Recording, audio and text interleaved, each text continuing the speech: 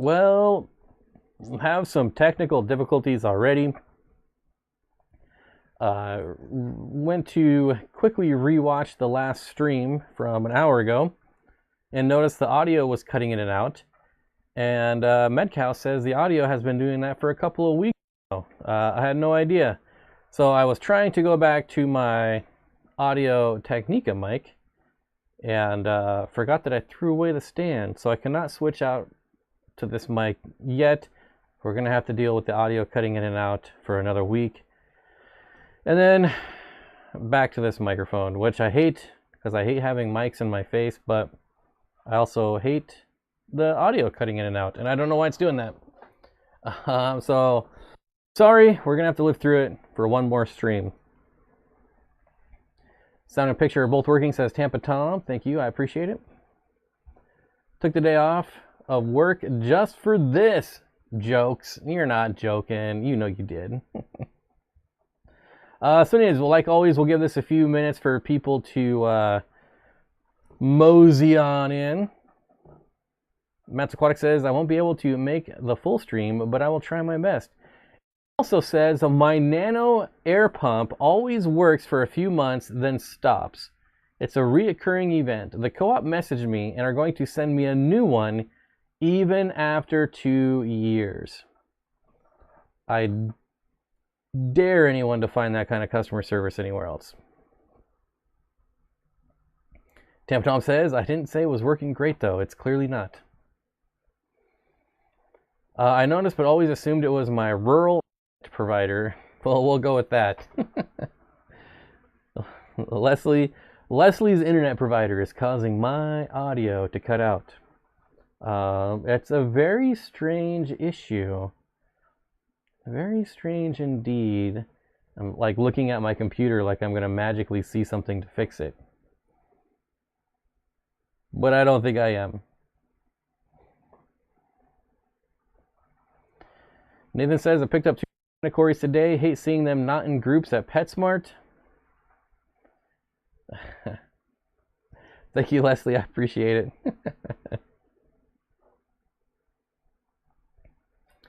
All right, so never have issues with your audio.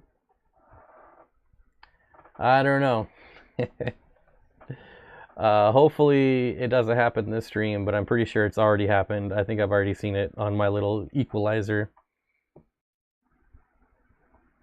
Matt's Aquatic says, yep, the co-op is the best customer service there is. Does transmitter have line of sight with receiver? Yes, and it's like 2 feet away. 2 feet away, clear line of sight. I can actually go out like 200 feet away, and this will still pick it up. Robert says, I ordered 8 Itinjo Bosemani from Dan's last night. Super excited. With 2mm pellets be too big? If so, 1mm. Used your affiliate. Oh, that was you that got the Bosemani. All right. Awesome. So I saw they were bought, but I can't see by who. That's awesome. Thanks for using the link. I'm sure hopefully you enjoyed your 10% off if that was your first order. It's like a hiccup, and it's not that often. Would go, even if they could take 2mm, which I think is too big, I would still go 1. Definitely 1mm. Even on like 6-inch full-grown rainbows, I would still use small food.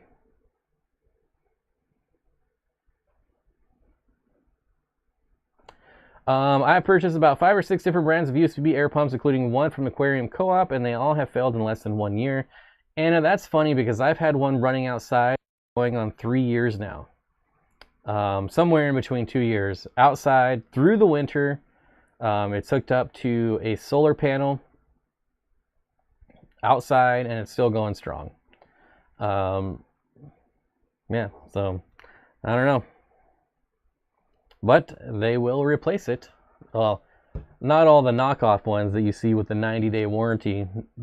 That garbage, they're not going to replace. But if you bought one from when it failed, they will replace it. Leslie, I know I'm totally kidding, Leslie. Totally kidding. Bob wouldn't test it during a public stream necessarily, but there's a direct recording function like a mic in your PC, so you can see if it still happens without a separate attachment. But if there is a direct recording function, I don't know.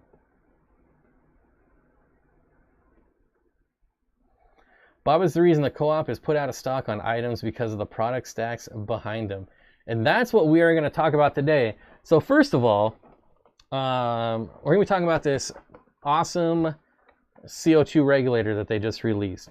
And it just so happened about I didn't even know this was getting released. About 3 weeks ago, I went and refilled my CO2 bottles. And I was like, ooh, I'm going to go high tech. And I've been thinking about it for a while. And I finally made the jump. And next thing you know, I see Randy posting on Instagram about these regulators. I'm like, what the heck? But just a disclaimer, I am not sponsored by the co-op. I am not an affiliate of the co-op. I spend money at the co-op just like everyone else. However, these were sent to me for free, and I don't know why I'm a heater. I did get this for free, and super excited to talk about it. I think it's going to be pretty dang awesome. So that's what we're going to talk about today. High-tech tanks. And you can see I already have it out of the box right here. Now, first of all, I guess we should define what a high-tech tank is. This is such a beautiful piece of equipment. Anyway, so high-tech tank, high-tech tank typically means you're running pressurized CO2, or, you know, your CO2 in your plastic pop bottle, whatever kind of CO2. We're not talking about dosing. We're not talking about easy carbon, or anything like that. We're actually talking pressurized. Typically, we're talking pretty high light, like super high light. And then we're also talking maybe like planted substrate. We're definitely talking lots of fertilizers. There's no like, once you're here, you're high tech. There's nothing that's like set in stone. I don't have any plants or lights for my tanks. How much CO2 should I be using? Just talk to it. The CO2 you're exhaling will be more than enough. I don't use gallon tanks, but for me, would you recommend an alien betta or a pea puffer? I wouldn't do pea puffer. The tank is 5-gallon Marine with the back sump replaced for a sponge filter. Real quickly, I wouldn't do pea puffers because they like to be in groups. I would just do a betta. All right. So first thing you got to do is you got to get yourself one of these bad boys right here. And like I said, I just filled it up, so it's pretty heavy. Oh, wait, there we go. I think this is a 25-pound bottle, so you can see it's pretty big. And you might be thinking, well, why? Look at the size of this thing. Why do I need... Most people go with a 5-pound bottle, right? Your average person. Some people even use CO2 bottles out of paintball guns. Those run out too fast for me. And the reason I got this big giant one is, one, because I got a really good... And two, because these regulators are freaking amazing, and you can add on up to 5 more manifolds. Not manifolds. These guys here. Manifolds. Yeah, manifolds. So, as you can see, I've got 6 here. There's one too many. You can never have too many. Now, there's things you can buy on Amazon that will take 1 and split it into 6. I highly advise not to do that. I have done it, and it's really pain. It's a real pain to get everything leveled out. And then your pressure changes, and I don't know, it's just something that you're always going to have to mess with. Whereas these ones here, of course they're all taped.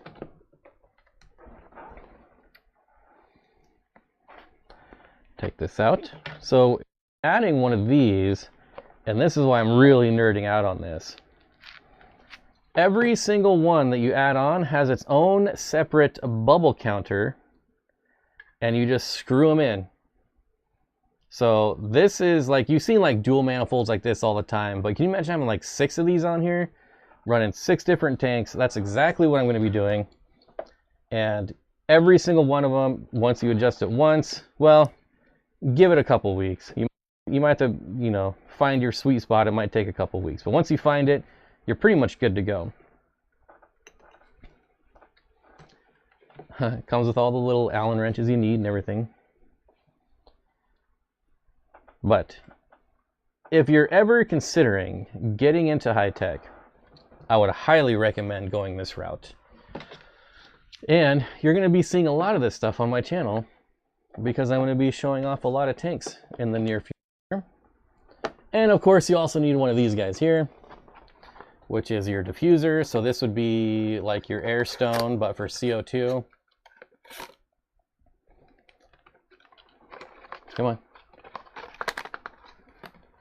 Oh, I see what's going on here. There we go. So basically your CO2 line comes in here, and then you just get the little micro bubbles coming out here of your CO2. Now I will show you, I forgot to bring it. I do things a little different. I'll actually be right back. I'll be right back. Don't go anywhere, because I want to show you what I do different than a lot of people.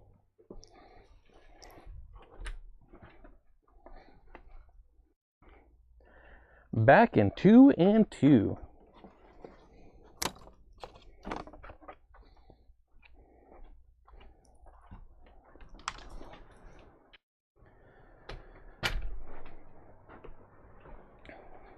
Gotta put up the dog gate. Dog gate back up. And I am back. All right, sorry about that. So you can use like your normal 1/4 inch airline if you want to, but I use refrigerator line. So this is the line that delivers your water in your refrigerator door if you have types of refrigerators. You go to Home Depot, you can buy like a 10-foot roll of this stuff for, I don't know, $8. And it's really rigid, it's thick, and since we're dealing with a 25-pound pressurized CO2, I feel a lot safer going with something like this versus like your standard silicone airline, which realistically is not going to be a problem, but this just gives me a little more peace of mind. It's not like your line's going to explode or anything, but it can cause your line to break down faster. So, and they're not all yellow, like you can get white, black, we can get any color you want. The downside of that being that it is more rigid, like, you know, it's a little bit harder to get it to bend or where, you know, go where you want to go, but totally worth it to me. And they fit over the same line. So basically you just take this top off. Well, you would take the entire top off, fill this. I just use distilled water and set your thing down on here like this, feed it through here, and then screw it down. Just like a Python water tank, or just like anything else. And should have this bad boy up and running by the end of the week, realistically. Ooh, this is so nice. I love it. Anyways, don't mean to ignore you all in chat. I'm just kind of nerding out here myself. Put everything back in this little box. I'm running out of room to set all this stuff somewhere.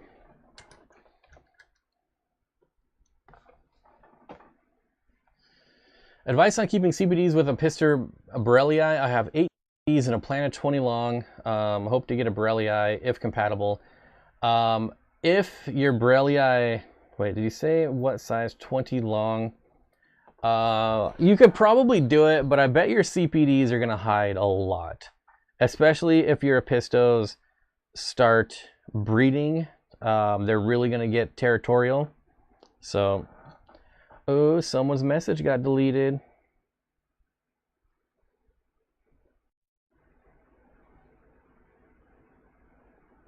Okay. All right, interesting comment. Matt Gray says the price is amazing, especially when you know the quality control. Yeah, I actually forgot the price. I probably should have had that ready for y'all.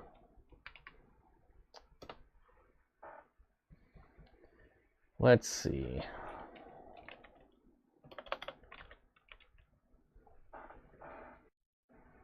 Yeah, $119 is ridiculously cheap for this.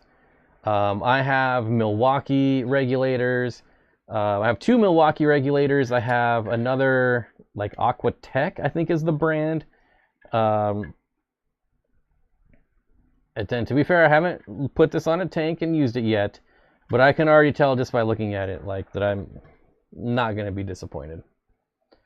And Matt Gray brings up an excellent point. When you quality control that goes into this stuff, it's pretty awesome. Pretty awesome.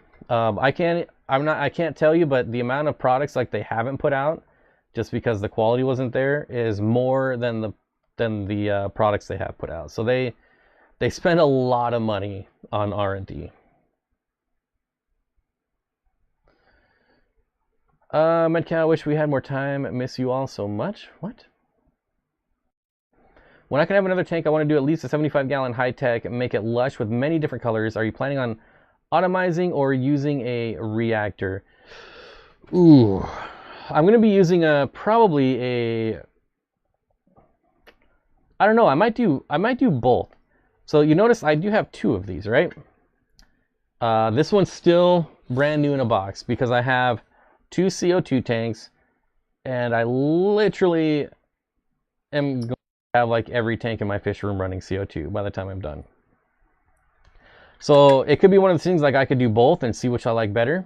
I don't know. We'll see how it plays out. Are they available already? Yes. Well, unless they're sold out because I have them all. But I think they had the website a week or 2 ago. It looks like they do have them. And again, just to be clear, I don't work for the co-op, so, you know, I can't say too much about it, but I can say they definitely have them in stock. We were at the Keystone Clash, Bob. Oh, okay. One of these days, I will make it. Steenfott, you're still cutting out, so if you want to go back to the other microphone, go ahead. Get that out of your face. I can't go back to the other microphone. That needs a stand. So, like, I was just going to, like, set it here because it will balance by itself, but it through the bottom. And then, obviously, it's not just going to stand here by itself, so. But this microphone wasn't any better, honestly. Like, it didn't cut out, but it didn't. It's, like, 6 years old, so I probably just need to get a new one.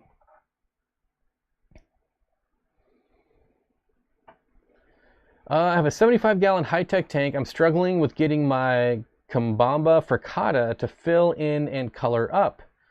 So, MTS multiple tank syndrome, what do the look like? That would be helpful.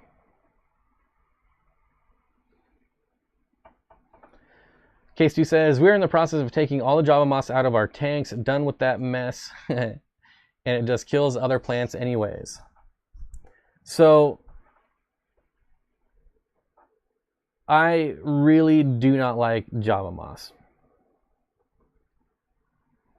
Sorry, I got caught reading up there.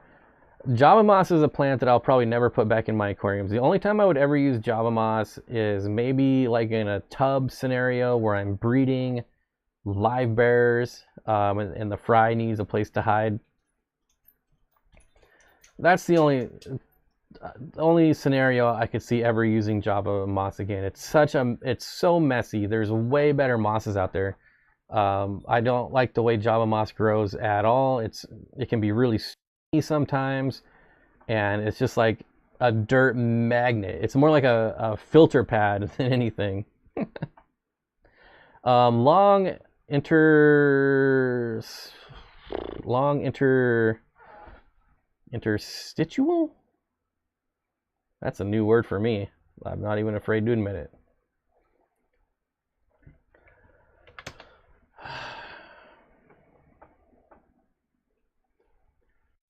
Relating to or situated in the small, narrow spaces between tissues or parts of an organ. All right. Narrow spaces.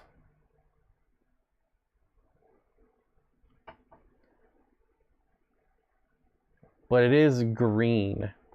So if you want it to color out, you probably need iron.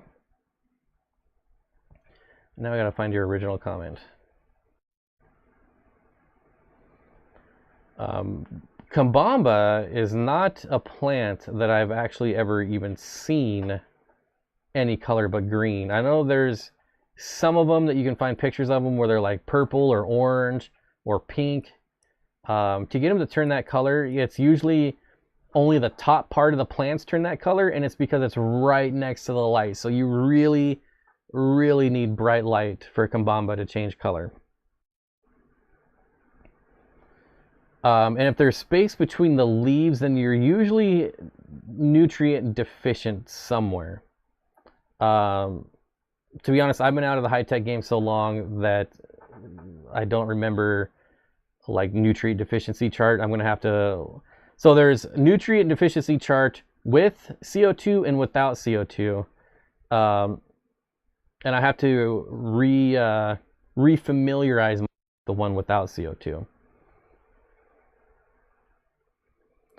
Lots of stalks, few leaves. I've been adding iron. So if there's less leaves at the bottom, it's usually a light issue. If the whole stem doesn't have very many leaves, it's usually some sort of deficiency.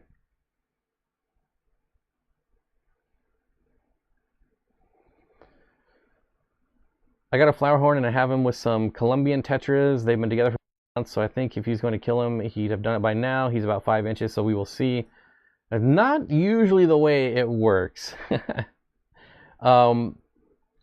Flower horns will be fine, and then one day they will just flip a switch and murder everything. Murder your plants, murder your decorations, any other fish that are in there, and it could literally be years.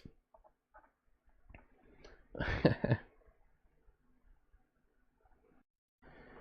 think I'll have to pull it out and pull it out of my 75 and put it in a different tank. I would definitely try it. It could just be one of those plants. Now, I haven't grown this specific Kambamba before, but it could just be one of these plants that don't do well in high tech. There's lots of plants that just don't do well in high tech. Well, I shouldn't say lots, but there's more than you would think. Normally, like you could put a low tech plant in a high tech tank and it'll just grow crazier, but it's not always the case.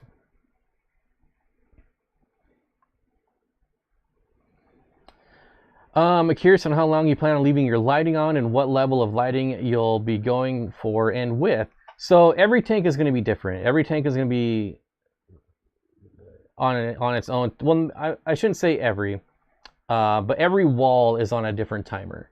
So I will plan accordingly, and you're probably thinking with the CO2, the way I run my CO2 is I run it. I don't run it very long. So if I had an 8-hour plant cycle, I would only run my CO2 6 hours, which is kind of opposite. A lot of people like to start their CO2 before the lights turn on. I don't. I always run my CO2 about an hour after the lights turn on, and then I cut it off about an hour before they turn off. I don't know why. I don't have any rhyme or reason. It's just it's been 3-4 years since I've done high tech, but back then I just had the best luck doing it that way. It also makes me a little more comfortable that I'm not gonna like gas out my fish, because it's only I run very low like bubbles per second too. So I have made the mistake of gassing out my fish once. Luckily I caught it before I killed them all. So I'm very, very cautious of gassing out my fish.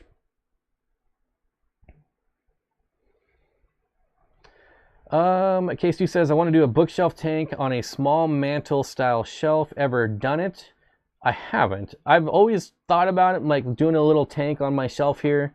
But I don't think I ever will. One, the reflection of the glass will make a terrible background for the live stream. It's kind of like This picture right here is glass, and if I didn't have all these plants and everything, like you'd be getting glare off the monitors, the lights, and so these plants are strategically placed there to block the glare.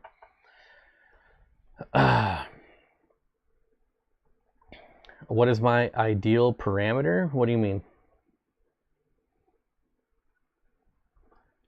Zenginger says my pink flamingo crypts from haven't completely melted yet in my low-tech tank, and it's been a week. I'm not terribly hopeful, but still more than I was. Oh, crypts.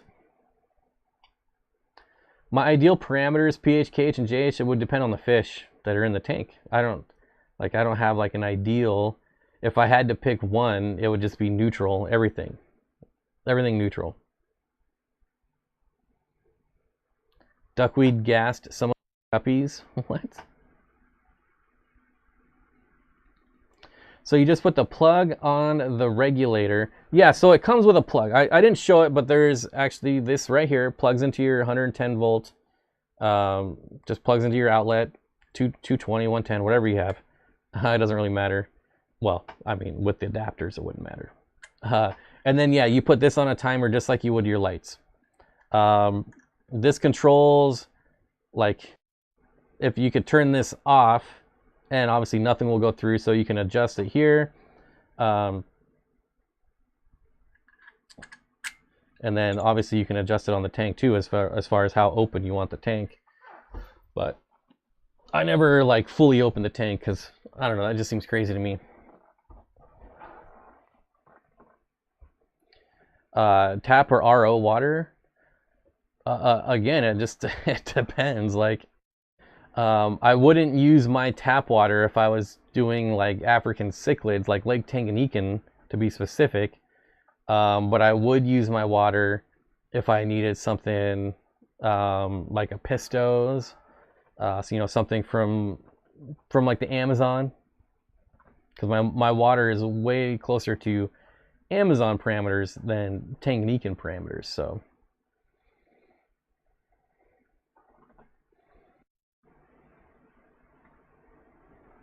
JD Partridge says, I would be interested to know what plant deficiencies look like with CO2 versus none. There is charts out there. Let me see if I can find one quickly. So you just look up plant deficiency chart. And then CO2. And then you just go to and you look through all these images until you find one that's with and without CO2. It can take a minute sometimes, but they are out there. I actually have one printed up somewhere in my box of fish stuff. So they are out there. I used to keep the deficiency chart like on my wall in my fish room when I was really into planted tanks. Way back when I was actually the horticulturist of the year for the Greater Seattle Aquarium Society, and then got the Master Horticulturist Award as well. And I don't know, as soon as I got up to like 20 plus tanks, like all that went away. Like I got rid of all high-tech tanks. I got rid of anything that was fast growing, like stem plants. Because if you run CO2 and high-tech with stem plants, you're going to be trimming every 3 days. Now that I have way fewer tanks, like I'm prepared to do that. My water down here is more like the famed Texas rock water. Well, we usually want what we don't have, right? That's usually the case. The people with liquid rock water are like, oh, I would love your soft water. And I'm like, give me that hard water all day over this soft water crap.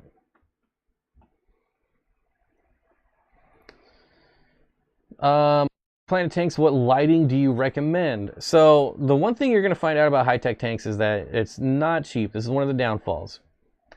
And that's going to be the same for lighting. What I would use, it really depends, because I'm not going to use the same light on like a 20 long as I would on like a 40 breeder.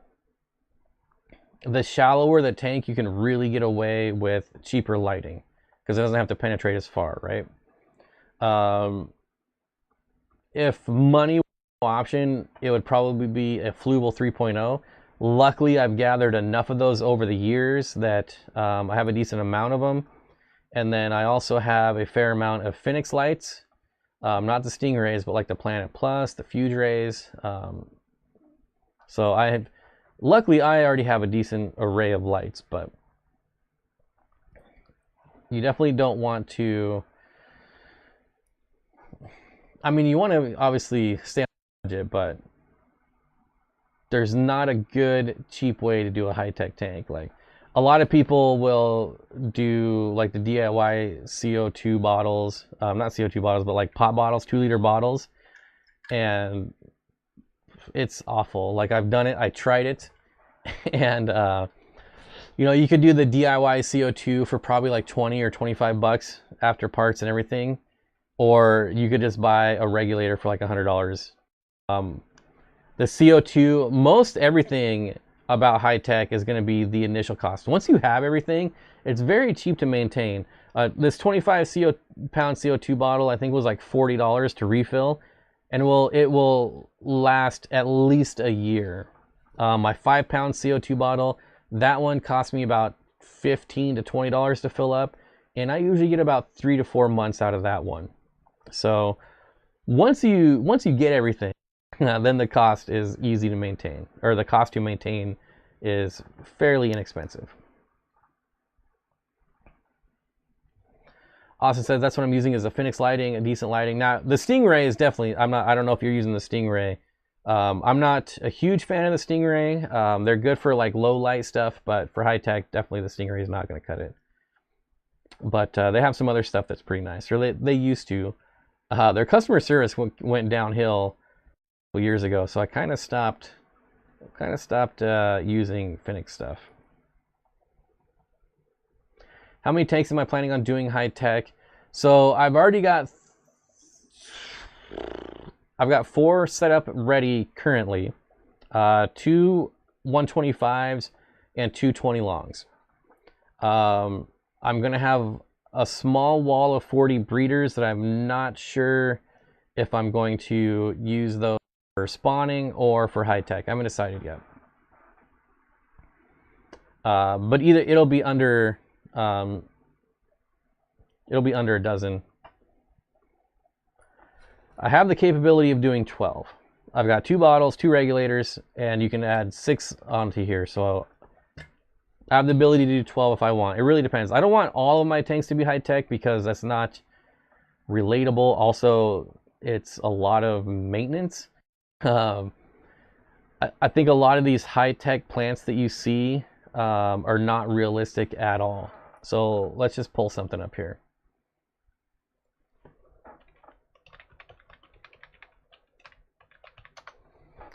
Let's see.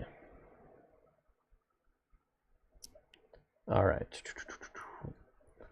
So if we go here, and let's just pick one of these. No, not that one. That one's too small. But I want to see something like, a lot of these tanks are set up for pictures only. Like this one, it has a betta in it. You know, this was set up for a picture. Something like this, these are not easy to maintain if you have a lot of them. So I think, I mean, like, look at these. This is what you see at like shows, right? They're coming in, they're setting this up. All these plants are brand new, right out of the bag or the pot, whatever. And they're being set up for Aquashella, whatever show they're being set up for, and then they're taken back down. So a lot of them are just not realistic. And you would have to have so much time on your hands, or it would have to be like your dedicated job to be realistic. And I think that's what a lot of people don't understand, is that, I don't know, a lot of these are just, there's no way, especially when you're looking at these and they're like pristine. The crap you go through when setting up a high-tech tank is ridiculous. You'll go through 3 or 4 algae blooms. I mean, some of these tanks can take like 8 months before they're finally settled. You're dumping in CO2, highlights, fertilizers. I mean, I had a friend local that was set up a high-tech tank, and he had green water for like 8 months. And then afterwards, one of the most beautiful tanks you've ever seen. There's so many growing pains when it comes to high-tech tanks that people don't realize. I was trying to lurk, but I feel like I'm missing all the fun. Doesn't hurt to chat. Amateur Aquatic Addiction says, "Hey Bob, how is it?" It is good. It is good. And Alec makes a point. Do it right or don't do it. When I first got into this hobby, or I should say back into this hobby, like I tried to DIY everything just to try to save a buck, and I ended up buying what I was trying to DIY anyways and wasting even more money. Do you have an aquascaper that I follow? I mean, I think like what? I love Oliver Knott. He's one of the few that I follow. He's probably one of my favorites. I follow a lot of people that I have no idea who they are because they're in languages that I don't understand. So yeah, but I'm a big fan of Oliver Knott for sure. Brandon Guy says the best thing to do in starting up a high energy tank is plant super densely and lots of fast growing plants. That is a great point. You do not want a high-tech tank and add a couple plants every week.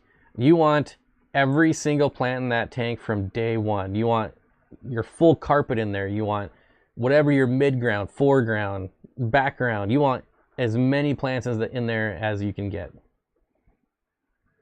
Bob, I just saw Judah Jebs do a walkthrough of show tanks for a gallery before they did the maintenance, and overgrowth is ridiculous. And all Tropica tissue culture tanks mostly. Yeah, like I said, it really has to be like a job to keep those tanks. This is why they're in galleries, right? Because there's literally someone there every single day manicuring these tanks. Jamie P, what's going on, buddy? Says, just stopped in to say hello. I hope you're doing well. I am. I hope you're doing well too, man. Good to see you. Chris Swanson says, AquaPro's Ancient Forest got me into planting. Yeah, he has a lot of good ones too. He's pretty good with plants. MD Fish Tanks is pretty good too. Yep. Have I heard of Chihiro's Lighting? How do you like it? Asking everyone and anyone. I've used one, and it got way too hot for me to use it. Like I said, I've just used one, so I don't know if it was defective, but it got insanely hot. Even with the electricity turned down, the transformer would I could set a piece of paper on it, and it would slowly turn brown from it burning. So that was it for me. I was like, there's no way I can leave this thing plugged in all the time. That's a good point. Mountaintop Puffer Keeper says, spent time and money on DIY, but got a better understanding of the commercial versions when I gave up. Like DIY CO2, my worst kill off ever. Yep.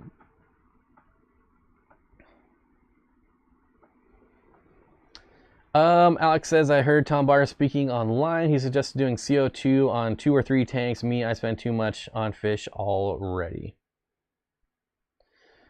Yeah, it can get ridiculous. I'm in a very fortunate position to get stuff at a discount or free sometimes.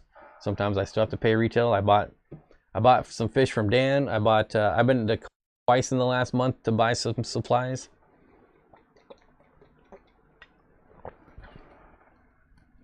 So, but I definitely get my fair share of stuff for free too, so I cannot complain at all.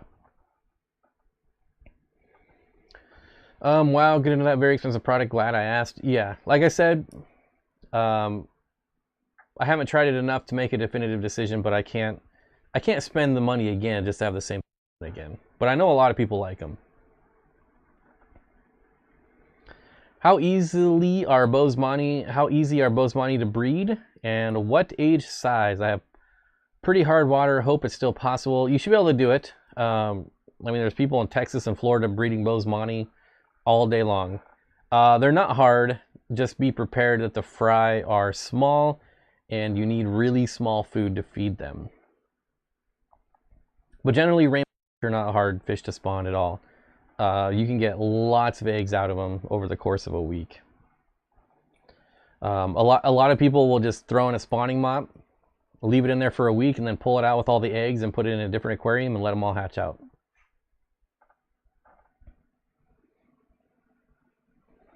Our snapping turtle Turbo is chilling in the living room. I don't know that I could ever do a snapping turtle. They get pretty dang big. Of course, I would do a Mata turtle, and they get big too. However, they don't have teeth, so if it chomps on me, no big deal.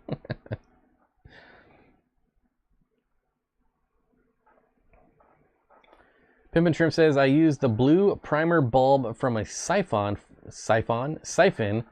force feed the FX4, and it will take it right off. What? Chris Swanson says, I would love to try sand fall today. Yeah, the sand waterfalls. I've never seen one done long term. I've seen them set up a lot for displays and videos, but I'd question how well it works over time. I feel like eventually the sand would drift off into other places and you'd have to constantly like move it back over. But I don't know. I've never done it, so I could be completely wrong. Crushed krill flakes, you're probably gonna need like some live food. You could do that, but you're not gonna get a large survival rate. You'll lose a lot of them. You really want small live foods. Rocky and Miles says a mono shrimp with a betta, likely okay. Yeah, should be just fine. I wouldn't get like, if the monos you're getting are like super small, I probably wouldn't do it, but if they have any decent size to them, they should be fine. I have 3 48-inch Phoenix 24/7 on my 75-gallon and was wondering the difference between what I'm using to that light. That's funny. I did 3 36-inch 24/7s on a 40-gallon breeder. That was pretty nuts. That was probably one of the highest. Well, no. I think the highest par I ever had was about 120 at the Substrate on a 40-gallon breeder. Our flower horn likes to burn himself on his heater. Yikes.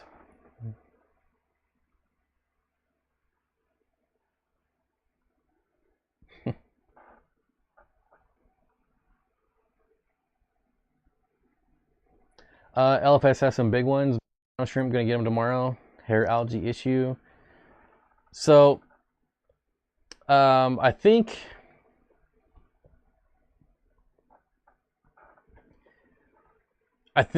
you're gonna need more than you think. A mono shrimp, they do eat algae, but they don't eat as much as you think. You really need like a huge army of them. So if you're gonna get like 6, get like 12. Matthew Vargas says, Bob, what's your favorite high-tech? I really don't have one, but I really like Anagalodia cufophilia. I have no idea how to say it. But it's a really nice like orange stem plant that I've always loved. There's some Pogostemon species like Hellfry that I really like. Quite a few. It's going to be an interesting journey, like reacquainting myself with all these plants. Matthew Vargas says, Bob, I recently bought 18 Crypt Spiralis from the co-op and thought of you. I know those are one of your favorite crypts. I do love that crypt. Absolutely. I think my favorite crypt is like just a plain old crypt lutea. But there's so many cool ones. Like, I don't know, you can't really pick a favorite, but I do love Spiralis. Cameron says, I seriously cannot believe the size of the Bosemani I saw at the Tulsa Zoo. One was nearly as large as a baseball. Big. They definitely get big. Lord, buddy, you really love MD fish tanks, don't you? Yes, I have seen them. Best cheap scaping stone? Probably just good old-fashioned river rocks.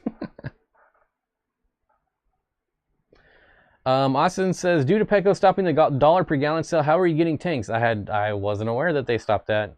What's the cheapest way to get a large sum of tanks? I'm afraid to get used tanks. So what's the cheapest way to get a large sum of new tanks? You're going to have to find an LFS that will give you a deal.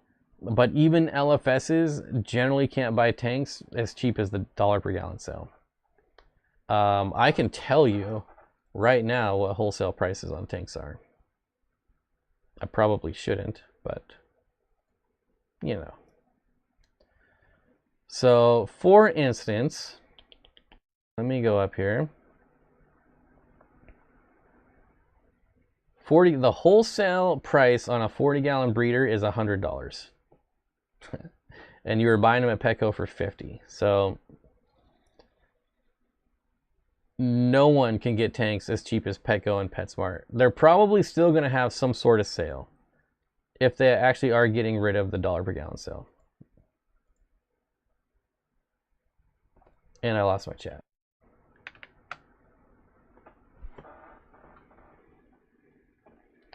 Yeah, it's 50% off now. At least that's what I'm aware of. Oh, so yeah, if they're still having the 50% off sale, then that's going to be the best way to do it.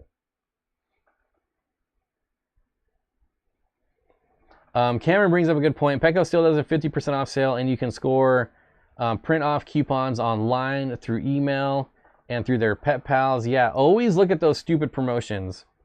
You can find, sometimes they do promotions through the app, their Petco app as well.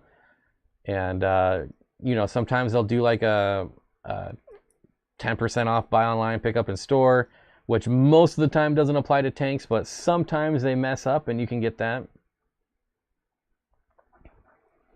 But yeah, it's still, the 50% off sale is by far the cheapest you're going to find.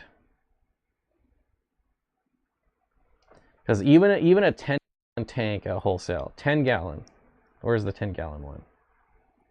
$17. Like, I don't know why an LFS would actually carry fish tanks. There's just no markup. 180-gallon tank, $914 wholesale.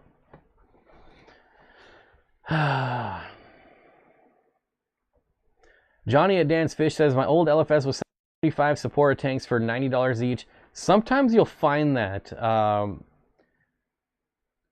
I think a lot of smaller fish stores make the mistake of buying tanks and then end up having to clearance them out. I remember a local fish store here that had some weird brand 90-gallon tanks for sale for like a year and a half, and they just never sold. And then finally they had to just like clearance them out for like $90. So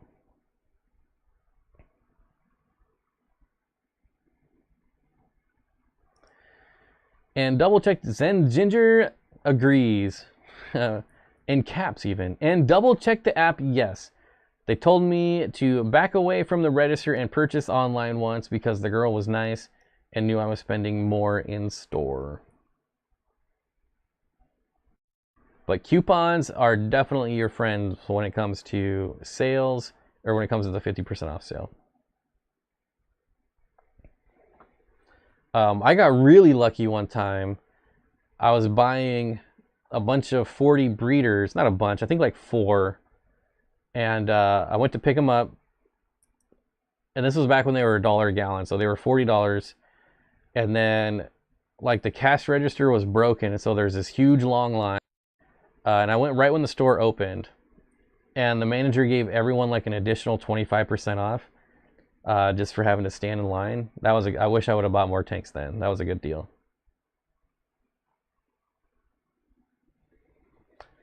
Paul McCarthy says new tanks are expensive over here. Man, it's so weird.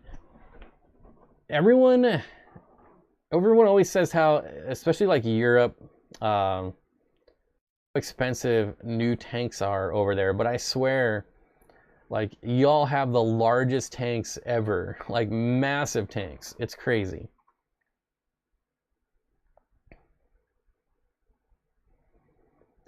Yeah, and if you're not afraid to use tanks, I wish I could take all my tanks to Fishtoberfest and get rid of them. I have so many tanks I need to get rid of. but I don't want people coming to my house because obviously you never know what psycho you're gonna get, and I can't haul them anywhere. So I don't really know what I'm gonna do with all these tanks. PetSmart matched the online price they had for an Aqua Clear hang-on back. The difference was over $25. Glad I asked the cashier. Yeah, PetSmart and Petco, sometimes they can be stingy about the brands if you're talking about tanks. Here, PetSmart has like Tetra, and Petco has Aquarium, even though I'm pretty sure they're made by the same company. Depending on who you get, some employees are just too uptight about it. I don't know.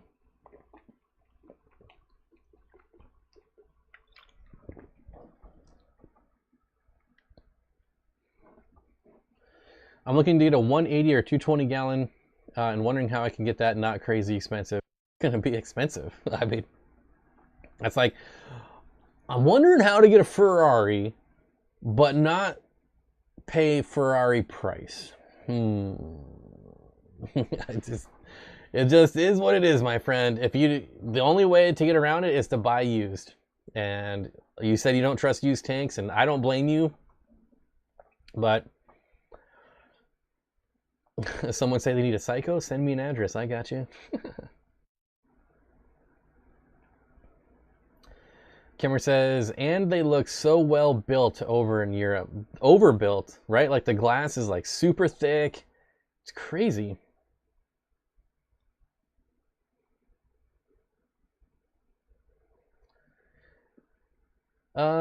Depending on where you're in the country, bigger than 175 might have to go custom.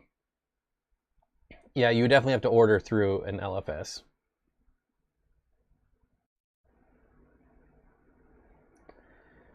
And Mark says, I would only recommend the Chihiro's light for tanks that are 2.5 feet high. There you go. Some of the big chain stores don't even sell big tanks over here. So you can order big tanks through Petco and PetSmart, but it is pretty spendy.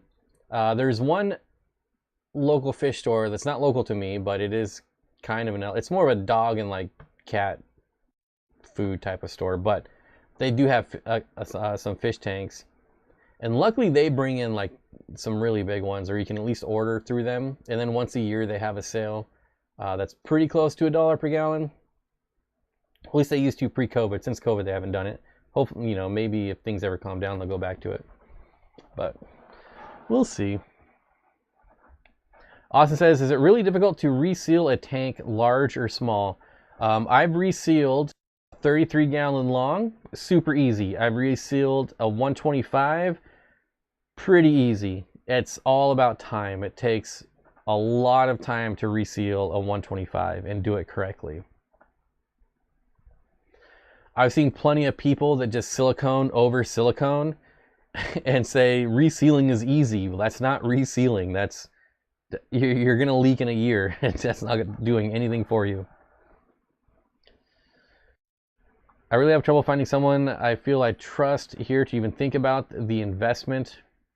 So when I sell used tanks, I have them filled up and I take a picture of it. It's filled up, it's holding water. But yeah, I mean, even that's not a guarantee, right? It could still be leaking and it just doesn't show it in the photo. But at least it's something, I try.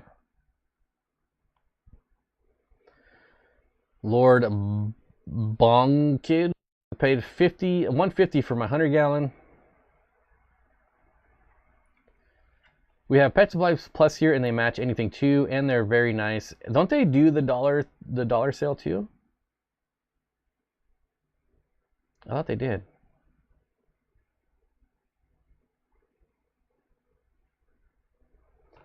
Medcal says, I'm an LFS that sells tons of tanks. They will usually have a skid of 40 breeders, 20s, and 10s. I'm there. I'm definitely, well, I would say, like, if you're buying in bulk, you're obviously going to get a better deal. Alex says, you can always build a plywood tank, more energy efficient. Also, Custom Aquatics makes nice tanks. Oh, excuse me. So I am 90% sold on building plywood tank. I'm hoping that I have enough supplies left over when I'm done building my house that I can build my tank. And if I do, I'm definitely building a plywood tank. And then all you got to do is buy the front pane of glass or acrylic, whichever way you're going.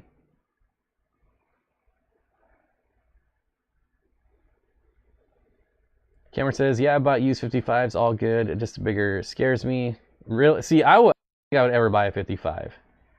Like, as well, a 55 gallon from the dollar per, like a 55 gallon Tetra used, I would never buy that. Like, those tanks, you can see the glass bowing out when they're full. Like, they use such thin glass on those. Anybody see the latest Serpa design video where he makes his own two aquariums? My question would be, like, what size? Obviously I haven't seen it.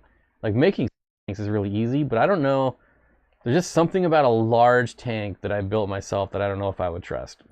Even though I'm sure it'd be better than anything made in a factory.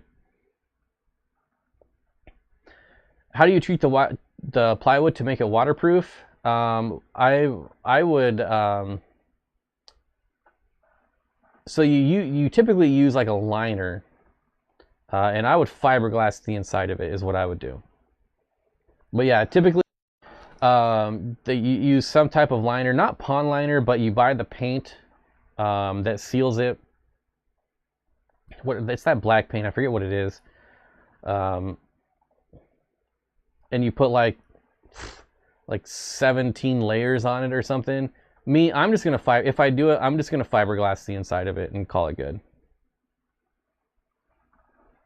If I build a plywood tank over 350 gallons, please walk me through it. If I do end up building it, 7 feet wide, 4 feet tall, and 3 feet front to back. I don't know what the gallons are, I haven't done the math, but that should be more than 350.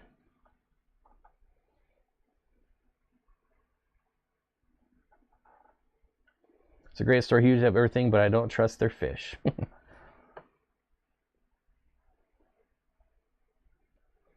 Basically, pond armor. Basically, mine would look almost exactly like Joey's concrete aquarium. It'll sit on the floor and be 4 feet tall, but only 3 feet front to back. But I also, the thing, like, I'm still on the fence is I have a gigantic acrylic aquarium as well. And that's what I was originally planning to put there, but I think it would be fun to build my own tank. So, and then I wouldn't know what to do with this gigantic acrylic aquarium. I don't know how big my acrylic tank is, but I think it's like 280 or 300 in that area.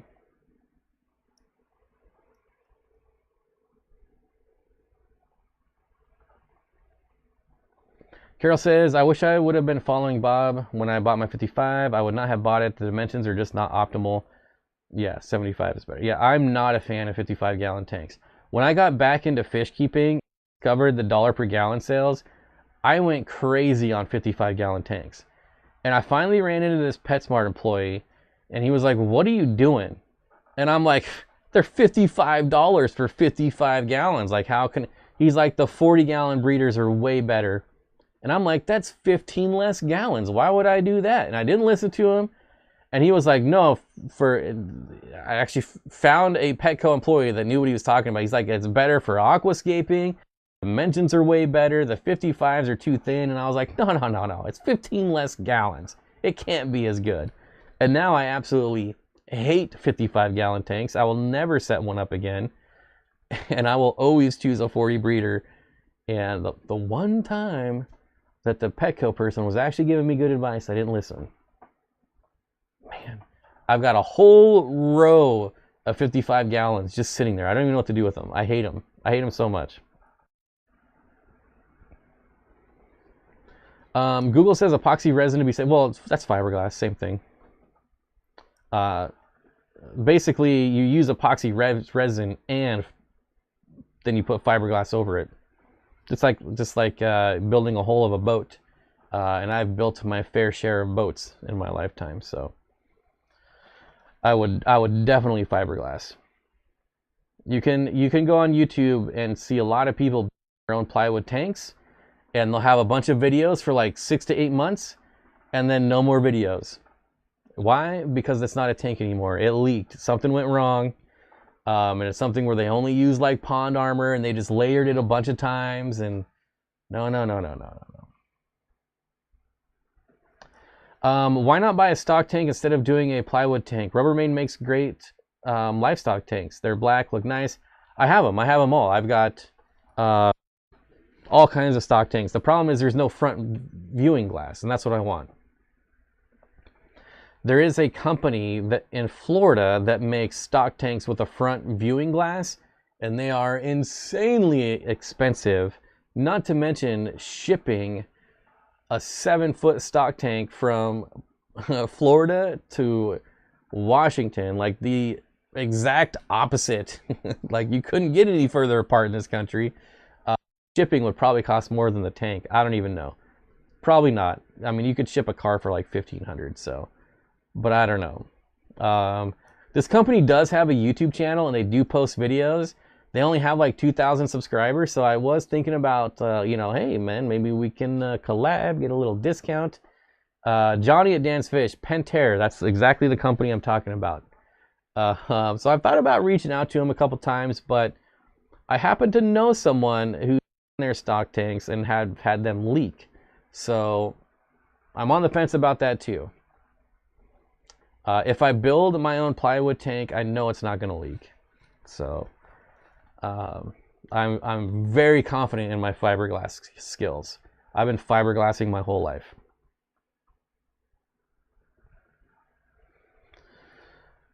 Can you build an acrylic tank like a glass one, or does it need to be done professionally? You can build glass tanks or acrylic tanks this same way, except you just don't use silicone. You use like acrylic glue, and you have to. It's not. I guess I shouldn't say it's the same way. There's more work. You just can't take glass and silicone them and tape them off and wait. There's a little bit more that goes into fiberglass tanks, but basically the same thing. I've known 2 people with the Pentars that love them and haven't had issues. I want the 720 at some point. Trust me, I would absolutely, like, if they contacted me tomorrow, I'm like, hey, we saw your stream, we'll send you one. I would absolutely use it. I mean, I'll be like, yeah, send it to me. Duh. Like,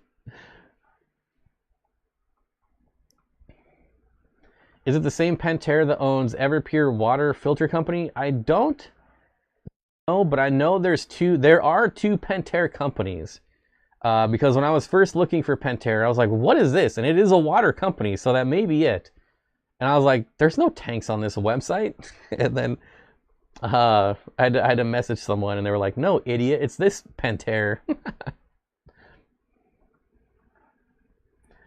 Couldn't you just put an acrylic pane and DIY a front panel on a stock tank? Seems easier than a plywood tank. Don't think... To me, that just sounds messy. First of all, I can't get a stock tank the exact size I want. Like, find me a stock tank that's 7 feet by 3 feet or 4 feet tall and 3 feet front to back. It doesn't exist. If I build the tank, I can build it exactly perfect to fit my room. And screwing a bunch of 2x4s together and some plywood isn't really not that hard.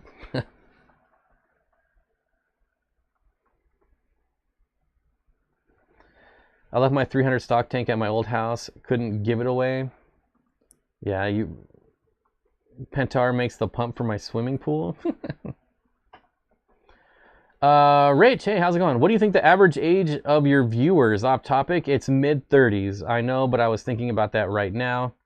Topic, I know. It's the mid-30s demographic. It actually tells me.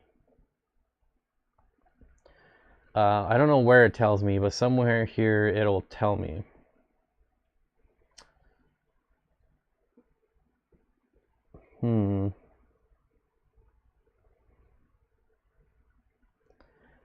It tells me when people watch my videos, like the exact time and day. I actually get a lot. 25 to 34 years old is 28.4% of my audience. 35 to 44 is 27.3, so 1% less. And then it drops really fast going younger or older. 85.8% of my audience is male. 14.2% is female. I mean, obviously that's just the math.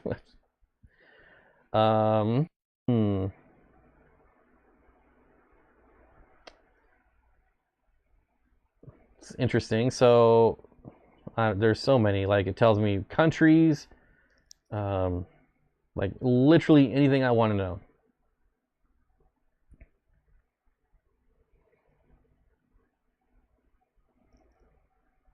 My top subtitles are English, followed by Spanish, French, and Indonesian.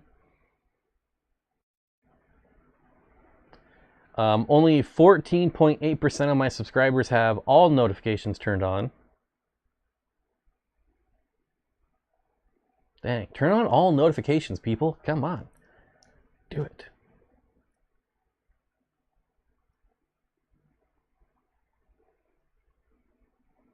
It tells me which videos are growing my audience.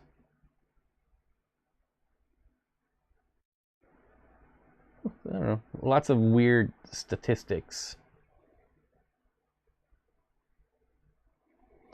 Won't that also jack with the stability of the stock tank and render it kind of useless full? I mean, you would definitely have to...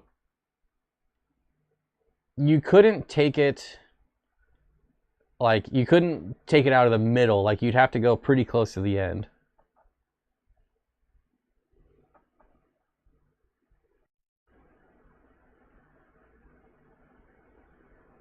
It's weird being the same age as old people, isn't it?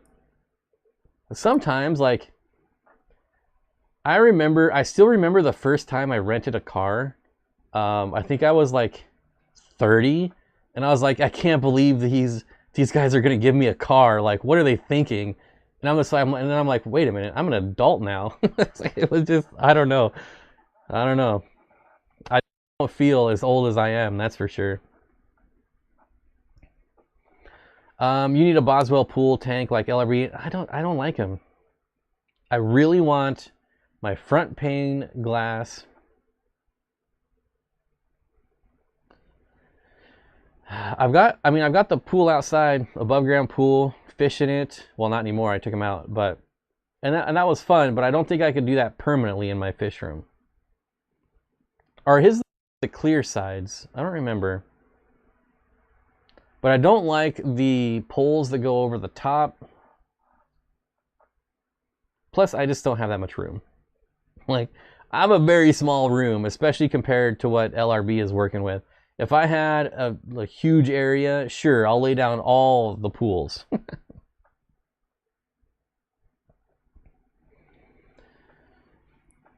Are plywood tanks worth it? Plan to scape it and are viewing? Well, yeah, you would have your...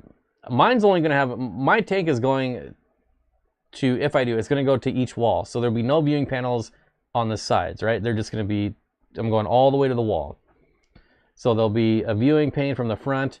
Honestly, I don't like the way fish tanks look from the side. Like, if I look down through like a 75 breeder, it doesn't look that good anyways.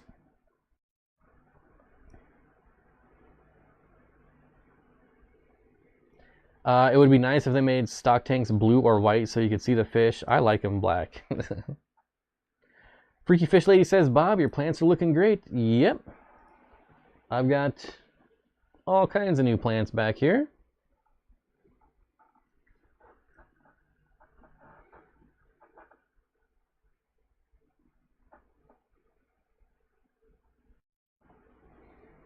Rented my first car at 18 despite you needing to be 21 because the employee in the Baltimore airport at 3 a.m. felt bad for me. Makes me a 14%er. Yeah.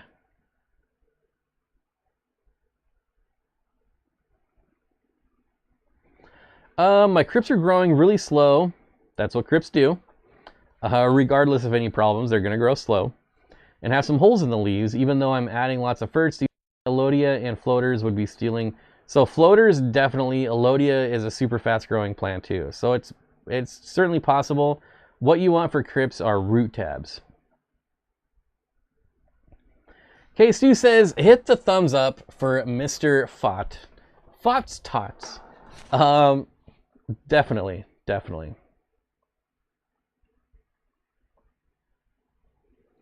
We have a cute younger girl at work and she called me sir. I wanted to hide. I definitely got in trouble a lot when I was in retail saying ma'am. Especially when it was followed by, can you please calm down? Ma'am, can you please calm down? I don't know why. It should work.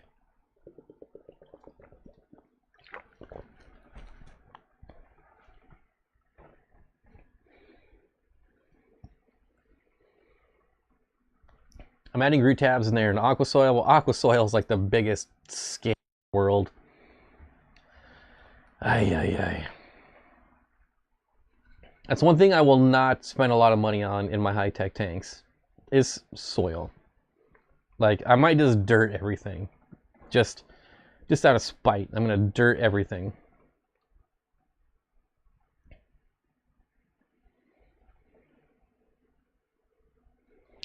CPD's black is perfect for goldfish? What?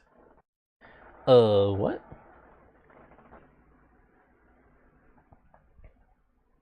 And also, quick note, all these plants behind me will be for sale at Fishtoberfest.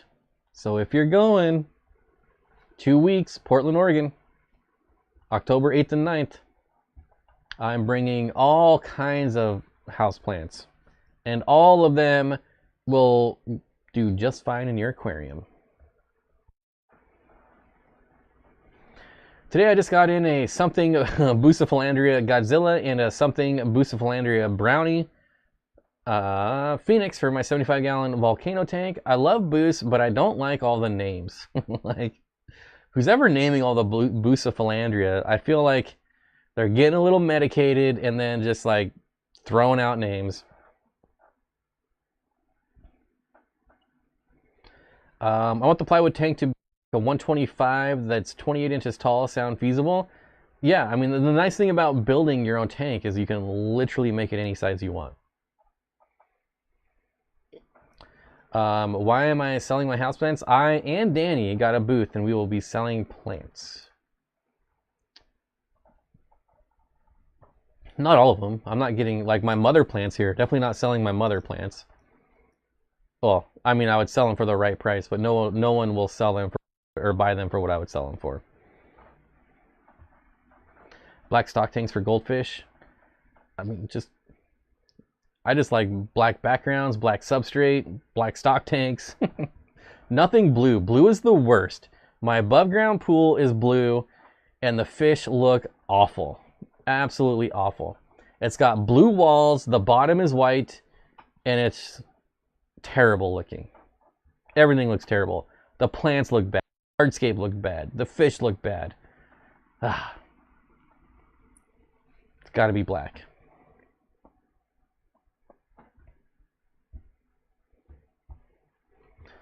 Guy in one of my fish groups on Facebook is selling a 500-gallon plywood tank that needs the acrylic panel put on for $200. I would not do that. I don't know that I could ever buy a plywood tank. Like, I would be, especially one that needs work from the get. Oof. I mean, lumber prices are coming down, so build your own. I don't know. I am turning into such a DIY build nerd, just from building my own house. Like, I just want to build everything now.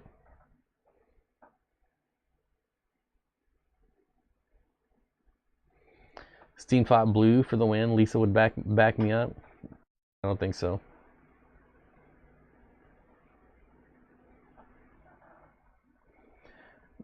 Your new tanks have dark blue back. See, now dark blue wouldn't be that bad. It's that light baby blue that's just awful. Awful. Cameron says, hey man, don't knock growing plants from selling plants from cutting is a nice, easy side hustle. Eventually, you're gonna see these plants on my website, so keep that in mind. I will be selling houseplants on my website. Oh, excuse me. When I get back from Portland, I have some test shipments going out, and there will absolutely be houseplants on my website. Marvin Locha Garden, what's going on? Whoop whoop, live stream time. Just flooded the fish store a little, so I need this. Leslie says I have a blue background and white sand on my 5 betta tank. I love how it looks. All others. Now, okay, to be honest, I could see that looking decent with a betta tank. But make that like a 200-gallon tank with lots of different fish in it. I don't know. Bob, that's a nice hat. Do you sell it?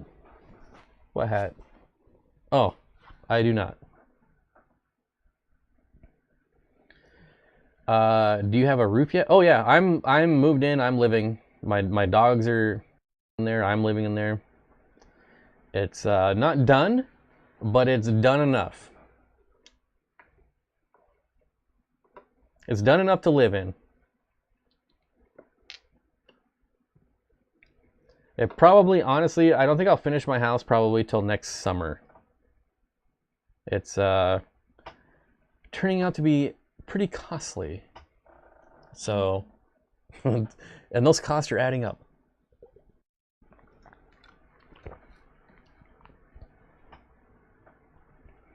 I didn't think I would like blue tanks until I saw the blue Daniken Aquatics did. It really pops.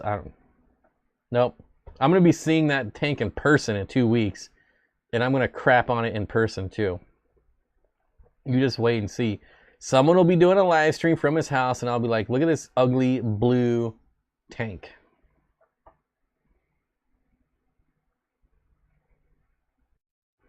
I'm just kidding.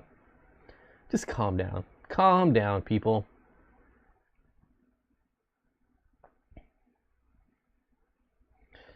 Lumber costs have been a roller coaster. Yeah, luckily I haven't had to check in a while. I'm still working off my giant stack of 2x4s I originally bought. And actually, I only have... Actually, I have until the 9th, till Fishtoberfest weekend, to go and get all back. So I need to do that before I leave. Get that low price guarantee refund. Now I'm curious though. What's the going rate on a 2x4? Has it come down? I think gas prices are dropping too, right? No, still $3.58, but still $3.58. I paid $5 each, so I got $1.50 per 2x4 coming back to me. Not to mention, like, what's OSB at right now?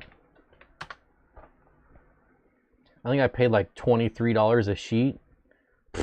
$12.69. I'm gonna get a lot of money back on that one.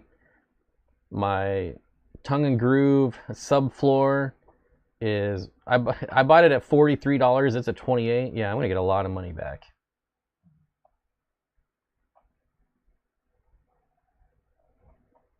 What about my 2x12s? 2x12, 2x6s. 2x6.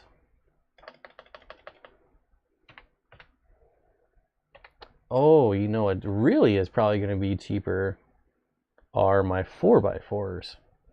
Anyways, I can look all this up later. I'm getting some money back.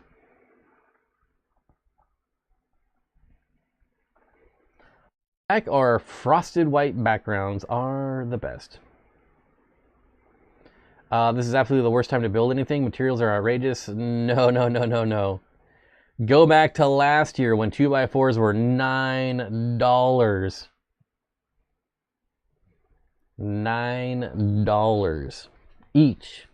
That was crazy. That's the whole reason I didn't start building my house like a year earlier. Like I slept outside for a year just because of the prices of lumber.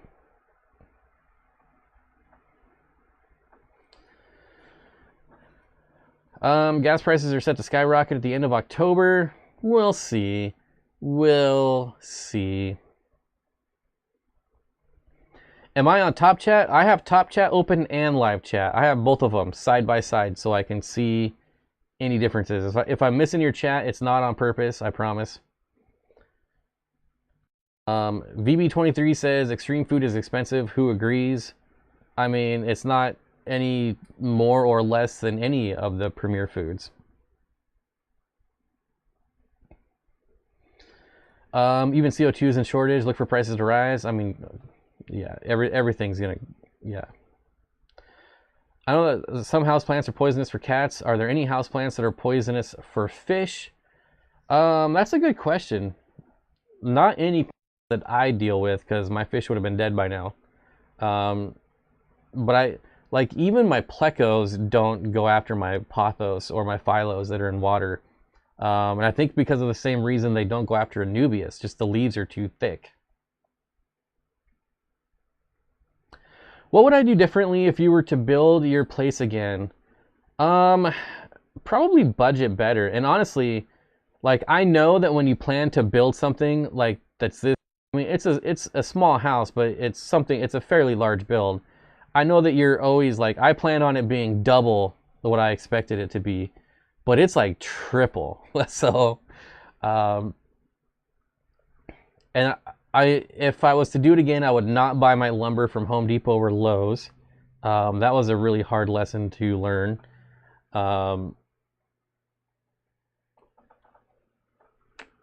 What else would I do different? That's a really good question. I would do more work on the foundation. I did have someone come in with a backhoe and whatever the front one is and level everything, but I wish I would have at least gravelled it.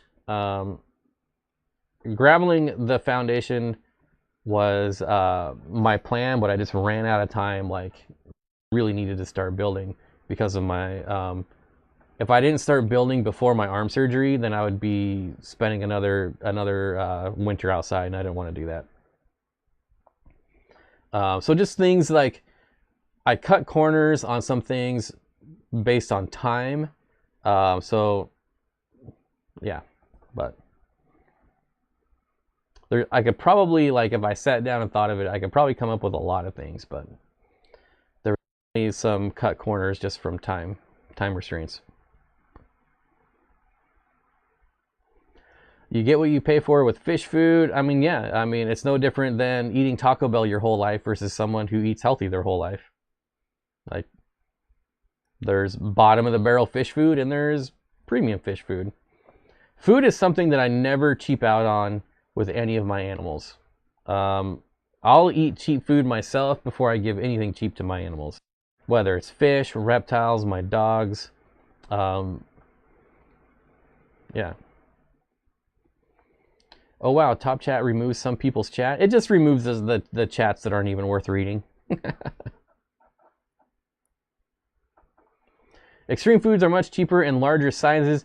Yeah, that's true too. I would never buy the small sizes of any brand. Like, you're always going to get ripped off if you're buying just the smallest.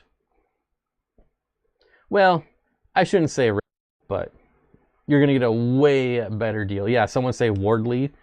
Yeah. I was at my parents' house the other day, and he has a pond with trout in it.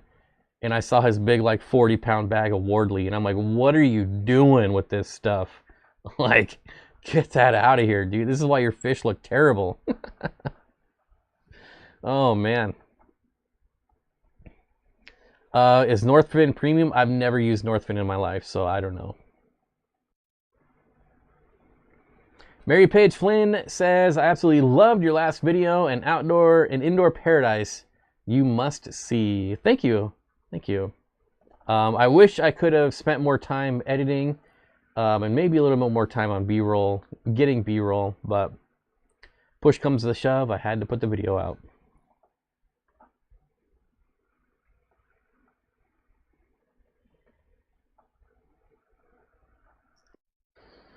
It works out, yeah, it usually always works out cheaper to buy the larger one for sure.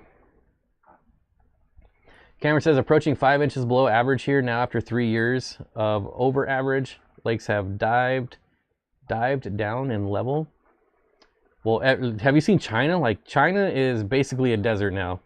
Their rivers are dried up, their lakes are dried up. It's crazy. Like the third largest river in the world is in China, and it's dried up. Not the third largest anymore. Third largest in China or third largest in the world, I don't remember. Either way, a pretty large lake that's dried up. Prina makes pretty good trout chow. Mary Page Flint says it was absolutely fantastic. Well, thank you so much. I appreciate it. I thought, honestly, when I was editing, I was like, this is turning out way better than I thought it would, but I still would have been better. But I am my own worst critic, just like most people are their own worst critics, so whatever. I've got a bass pond we don't touch, and it's perfect. 10 pounds and smart fish. You gotta fish them. You gotta fish them right. Time thief, fire him. Oh man, need more office quotes in my stream. Although I wonder how many people still get office quotes.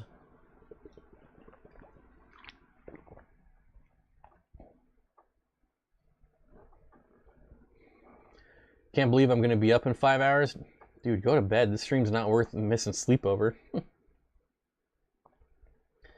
My dad's a 2 truckloads of 2x4s at a time guy, always building house-sized garage, finishes it and moves, rinse and repeat.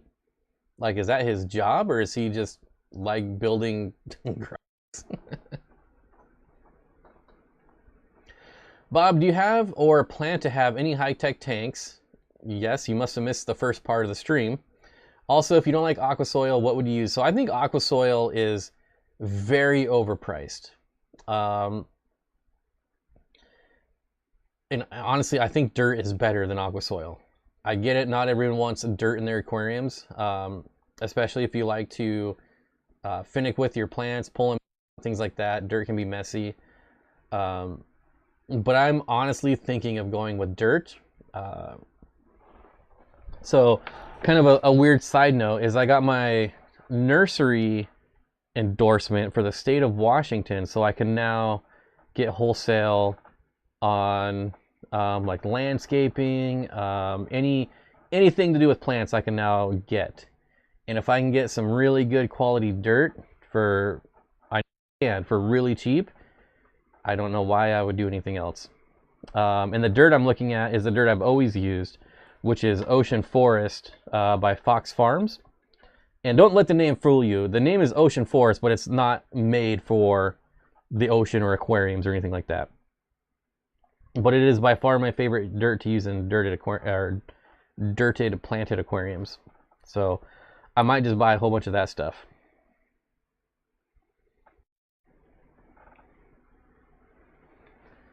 Leslie says, Lumpy Dog, have you tried the bacon wrapped dill spears? Ugh.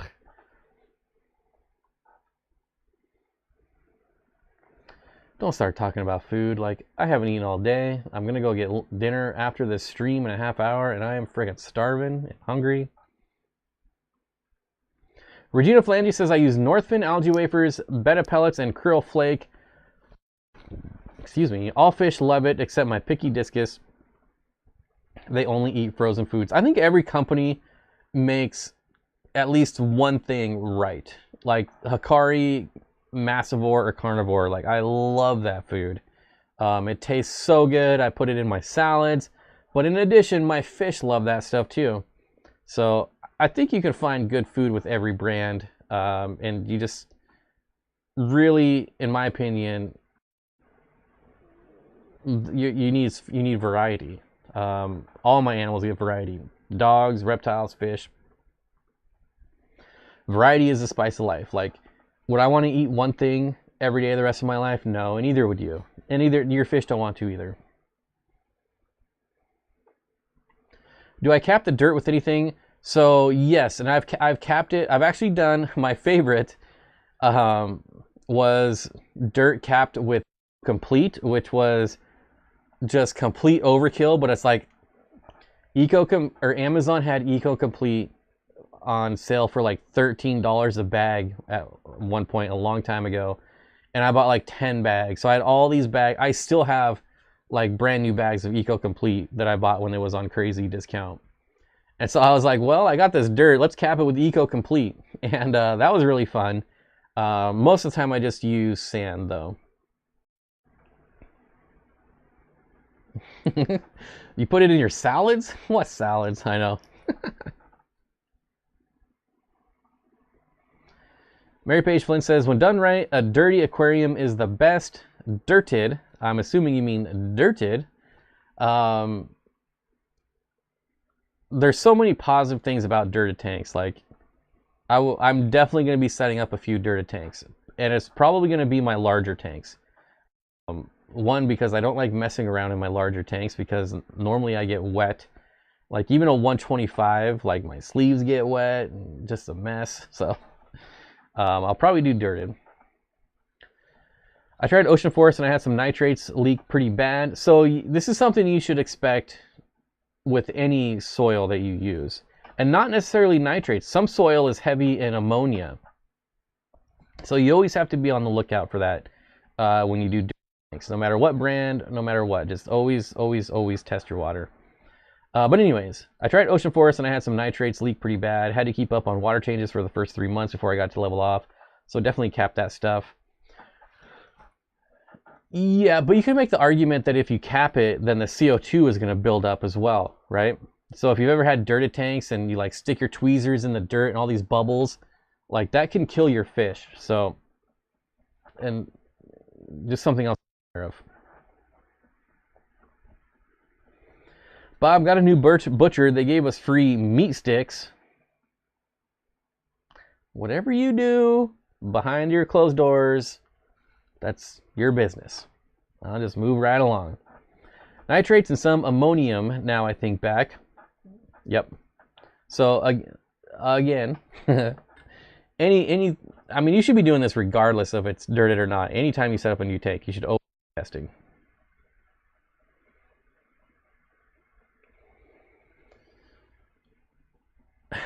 Basically, dry smoked sausage sticks. I thought of you. Meat sticks make you think of me. That's nice. I need to figure out how to send you some. Next time we go by. My hubby's in love. Ooh, definitely. I always wear my tank top when I do water changes. You could do a topless. You know, when I'm outside, working on stuff outside, I'm usually like just free balling, right? Sun, tan me anywhere, no tan lines. For some reason, when I'm in my fish room, I'm in t-shirts, sometimes hoodies. It's really bizarre.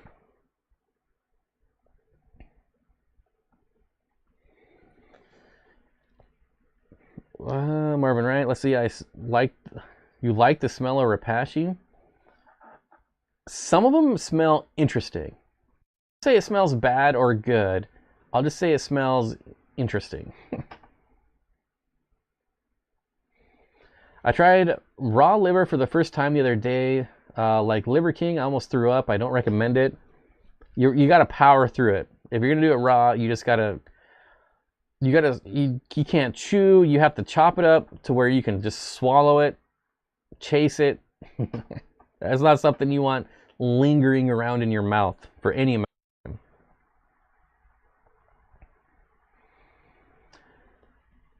I love to see Bob in his backyard freeballing. No tan lines, man. I hate tan lines. The naked aquarist.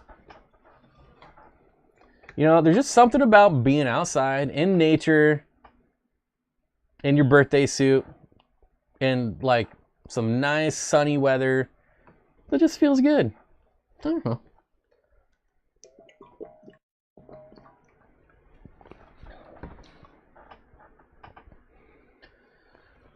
Note to self, send Bob any meat stick correspondence privately in the future. Hey, I always keep my meat stick private, so it's just a good rule of thumb. Eco Complete is crazy expensive now. I still have one bag left. Major vet bills this year. Is it? I was looking for it on my wholesale list and I didn't even see it.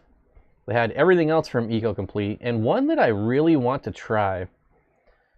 Let me see if I can find this real quick because I want to know if anyone else has used this substrate. I'm trying to find Seachem. Where is Seachem? And I'm probably going to try it just to try it, but Oh my gosh, where is it? We're in the R and the X. Seek him. Here we go. Okay, let's see. Where is this substrate at? It was pink something. Pink sand, I don't know.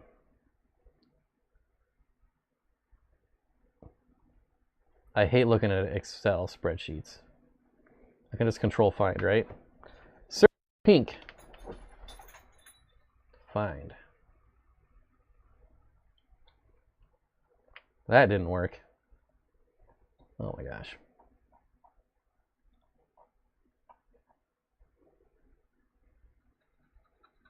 Where is it? I'm about to give up. Don't go anywhere. There you go. Here we go. Okay. Oh, is it Pearl? Pearl Beach? Pink but Pearl? Is that it? Sea Chem Pearl Beach. Yeah, this is it here. Okay, let me bring this up. See if any of y'all have tried this before. Go to Firefox. Pearl Beach. It's aragonite. So I'm thinking this is like perfect for shell dwellers. Of course, you can't see the zoomed in image. But there's some bigger chunks in there. But for the most part, it looks kind of small. It's kind of sandish.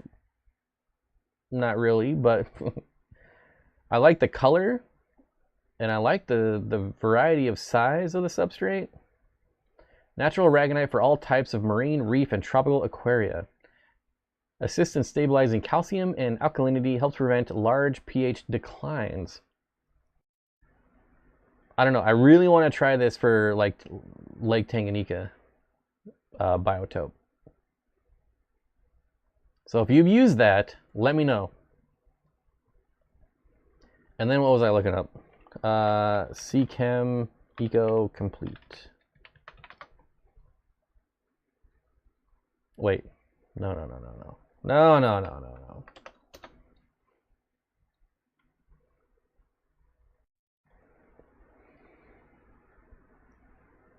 $24 for 20 pounds.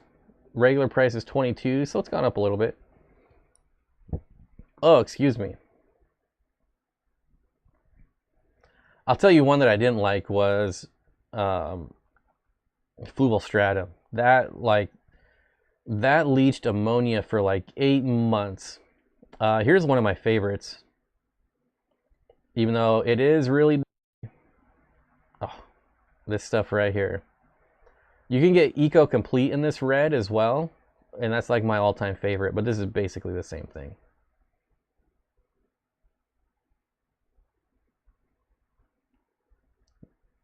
I love the red substrate. I don't know why, but I do. All right, coming back to reality here. Where's my chat? Eco Complete is about $35 for 20 pounds in Oregon, like on Amazon or at your local fish stores. It's going to be crazy expensive at LFS right now. Everyone doing all right? I'm doing all right. What's up, y'all? Jeff Rose Fish Keeping. We were just talking about you. I know you were here last week, but we were talking about you at Aquashella, about you getting swatted. Yikes.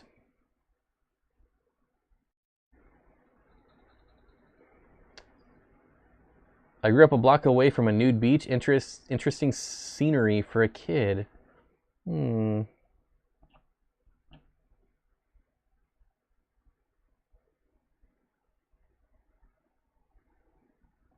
What type of soil or plant substrate? So I don't like any of the soils. So all of like the knockoff brands of soils, they always break down and just turn into mush and dirt. I will say that ADA has held up pretty well as far as not breaking down, but ADA is like ridiculously expensive. So I don't know that I would go that route. I think if I'm going with aqua soil, I'm just doing dirt, because in my mind, there's really no difference. I know there is difference, but I would rather just do dirt than pay for aqua soil price. I think it was, is it like, I want to say aqua top, but I don't think that's right. One of them has like soil that they try to market as like ADA soil, and it's just not good at all. But to be, I haven't tried, like I've tried Stratum, I've tried ADA. I'm thinking Aquatop just because the company starts with an A, but I don't think it's Aquatop. And then another, I've tried 4 different brands of aqua soil, and I've never really liked any of them. But like I said, at least ADA did hold up the best, but it's just so expensive. Cameron says, I worked 10 years at a nursery. Every bag of potting soil is different. Every brand is different. At the fish store, yeah, I feel bad for local fish stores because the old way of doing business just doesn't work anymore. And unfortunately, the fish hobby definitely lags behind everywhere. So the problem is we have these companies, right? And they won't just sell to a wholesaler. So they got to go through a distributor. From a distributor, they go from a wholesaler. From a wholesaler, they go to us, right? Retail. That's like 3 price jumps. That's ridiculous. And it's really hard for an LFS to pay for something that's been doubled in price twice already, right? So the manufacturer makes it, they sell it for $2 to the distributor. They pay $2 for it. They need to make a profit, so they double it to 4. Then it gets doubled to 8 when you could have just bought it directly from the manufacturer. But they're like, it's so annoying. This same manufacturer that's selling it to a distributor, to a wholesaler, to a retailer, that manufacturer is also selling it directly to Amazon, bypassing those 2 price increases, so Amazon can sell it way cheaper than any mom and pop stores can get it for. And it's so frustrating that they just won't sell directly to the mom and pop store to just eliminate. Like, we don't need distributors anymore, right? The infrastructure is there. They serve 0 purpose, and it's so frustrating.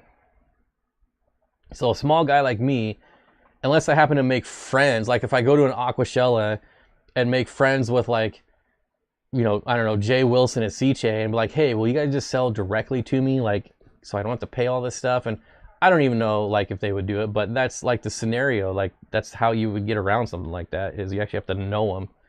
But some rando like me just call, I don't know, Aquion and be like, hey, sell me some crap. I got my wholesale license, I got my resale certificate, I got my business license. It's still like, no. You got to pay 3 times as much as what Amazon pays for it, and then try to be competitive. Does anyone have a good video on how to make a dirted tank? I have a video on how to make a dirted tank. It's probably not very good. It's probably like 5 years old.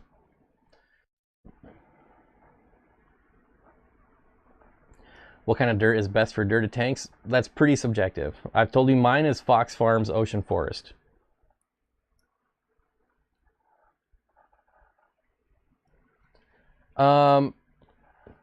Yeah, Alex, that brings up a good point. Perlite, vermiculite, the little white balls that float up, very annoying. It is an Ocean Forest, Fox Farms Ocean Forest. They have it in there. So again, if you're like really likes to tinker with their tanks, I would stay away from perlite or vermiculite because it will float up, and your fish will think it's food. Granted, they'll spit it back out, but you might get the dumb rainbow every once in a while that will try to swallow it and then kills itself, chokes on it. What does Jay Wilson sell? Isn't he OKC Oki? I don't know what that is, but he works for Seachay. And it's just an example. I don't know. He's like a rep for Seachay. But and he might not. You might have to go to like a president or a vice president. You might have to go to like the executive level to be able to buy straight from a company. Like at Aquashella, I got to meet the owners of Extreme. And we've exchanged a few emails, but I'm still not going to be like, hey, can I buy directly from you to resell? Like, well, he'd probably say no, but at least there's lines of communication that maybe, I don't know.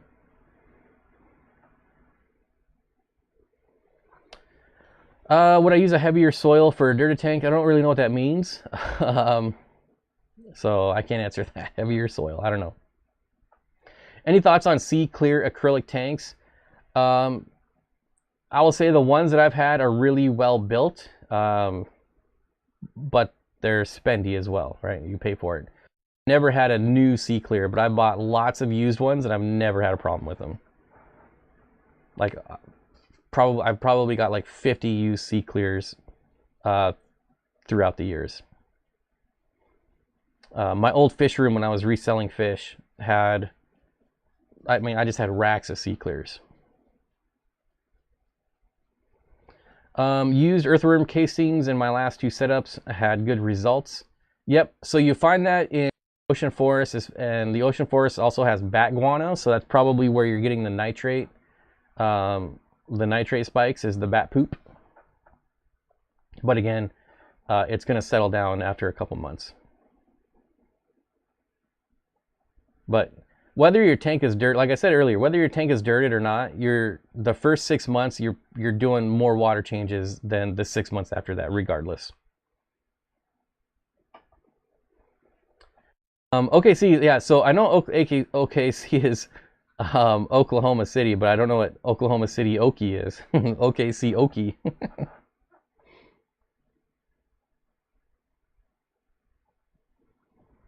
Not a soil that floats real easily. See, I wouldn't know if it's heavy or if it's going to float or not until after I used it, but I would cap it anyways. One of these days I want to do a dirty tank uncapped, but it would take so long for it to settle down.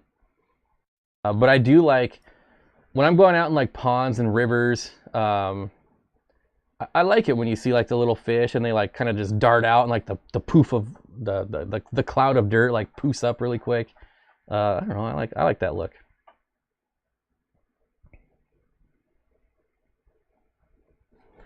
How long does it take to see baby bristlenose free swimming? Like 3 days, 3 to 5 days. From egg to fish, I mean. Oh. So from eggs, probably like 5 to 7 days, and then they'll have their egg sacs for 3 days-ish. 3-4 days. I believe the Waterbox YouTube channel has some good dirty tank videos. Yeah, the Waterbox, he makes good videos, so if he has some on dirt, I have no doubt that they're probably good.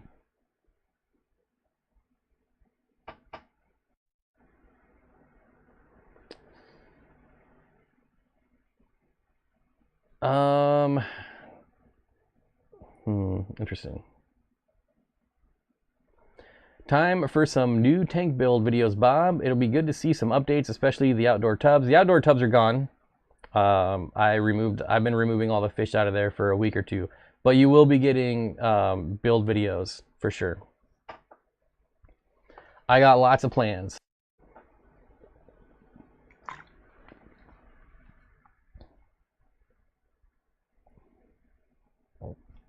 Owners of Extreme are OG Tanganyika and Malawi, Florida fish farmers. Tested food on their fish. Yep. So that's how they originally started, was making their own food for their African cichlids.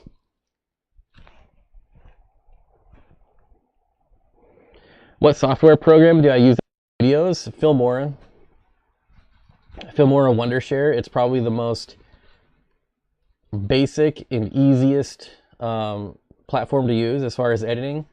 When I first started YouTube, I just used Windows Movie Maker, but they don't make it anymore. And so I was forced to actually get a real programming software.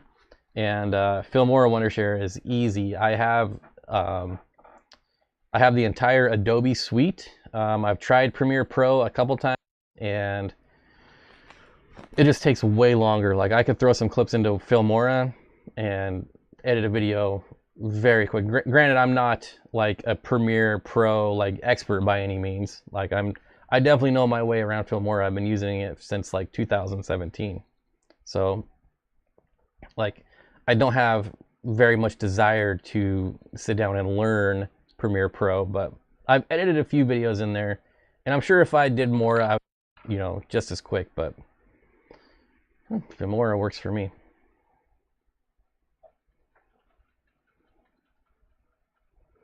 When you start a dirty tanks, you need to plan it with as many plants as you can afford. I would say it's definitely true about a high-tech tank, not so much about dirty tanks, but I would definitely put as many in there as you can. Amy says, hey, I gotta go, but I wanted to say thank you for the best live stream. Thank you. I look forward to them each Monday. Y'all are amazing, and Bob, you're so great at what you do. Take care, everyone. See you later, Amy. Thank you so much. I appreciate it. Final Cut is life. Is that Apple? If that's the Apple one, I will never use it. And I'm just kidding. I would be interested to try it, but I'm definitely not ever getting Apple products, so I will never use it, but I'd be interested to try it. If that is in fact Apple or Macintosh. Do I like the mesh bag soil and cap it with gravel, sand, or just straight soils with cap? I don't like messing around with the mesh bags. I think mesh bags have their use in like for like aquascaping, for adding buffer if you need it, but I wouldn't put my dirt in it. I think it's really important to be able to mix around your substrate and get to release the gas bubbles, and I don't think you can do that efficiently in a mesh bag. Granted, there's probably nothing like else that can do it either. But one thing I will always put in my dirted tank is Malaysian trumpet snails, because those things are like the worms. Like you put worms in your garden to like stir up the soil. That's what Malaysian trumpet snails will do with your soil in a planted tank. I would never do a planted tank without Malaysian trumpet snails. Wait, what? It's only Monday? Ugh. Final Cut is Apple. If we ever meet in real life, I would love for you to show me like how it works. Like, 'cause I've never even seen anyone edit. Like, I've never looked it up on YouTube ever. I'd be interested to see it, but I don't see myself ever going to Apple products, like ever. Yeah. Hope the Florida folks do all right with the hurricane season this year. I know I couldn't order. I was hoping to order some fish to bring to Fishtoberfest, but they stopped all shipments coming out of Florida. At least this farm did. They're like, we're shut down. We're getting ready for whatever hurricane is coming in on them right now. So I won't be able to, like, I could order next week if the hurricane is gone and nothing's damaged, but then I won't have enough time to like quarantine or anything like that. So that's kind of a disappointment. I was going to bring some rosy loaches. There was a couple, there was another loach I was going to get that was actually that I've never seen before. And what was that one? Birdsmore loach. Birdsmore loach. I love loaches. I'm probably going to do like a top 5 loach video here pretty soon. I know everyone loves top 5 videos, but I do. Birdsmore loach. Here, I'll bring it up for you. I've never seen these guys for sale, and I think they're incredibly neat. Here we go. And here is a good picture of them right here. Is that in frame? Kind of. Nice orange tipped fins, kind of a hint of orange in their stripes. And anything with black stripes I love, so I've never seen these for sale.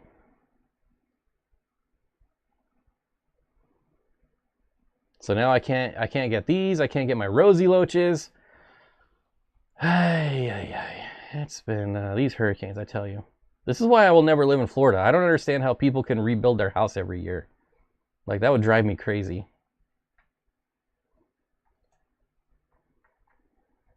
Where am I at here?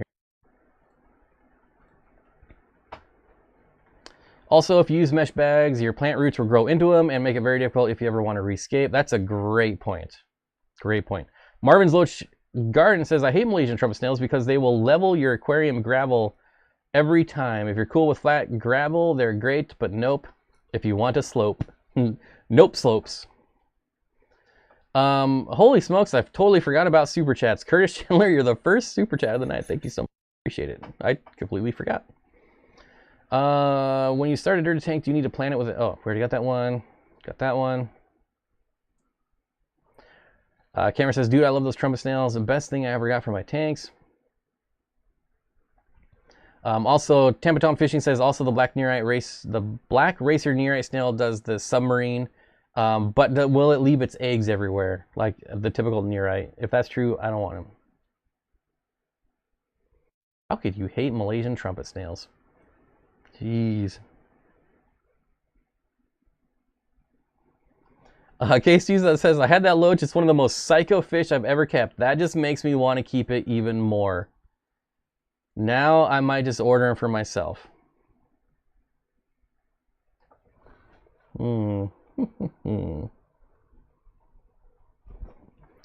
Interesting.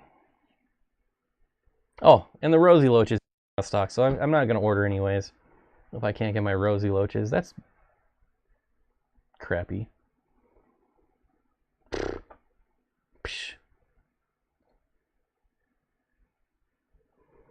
Had that loach. Oh, already got that one. Marvin, you're a fan? I wouldn't have guessed.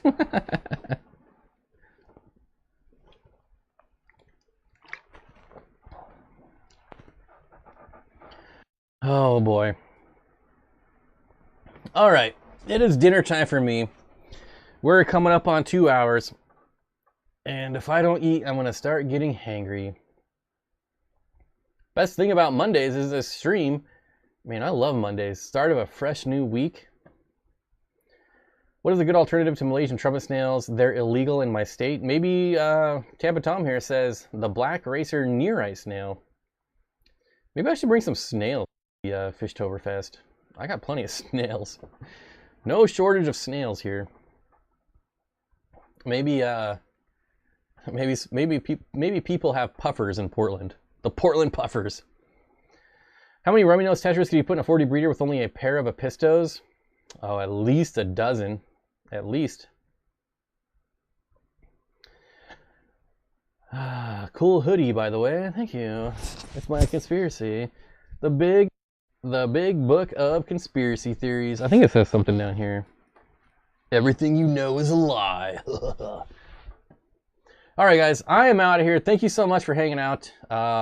This probably is the best part of my Mondays, so I appreciate it. Hopefully you all have a great week. Thanks again for hanging out, and same time next week, I guess. I really don't got a lot for you. No big sign off tonight. I'm just gonna go get some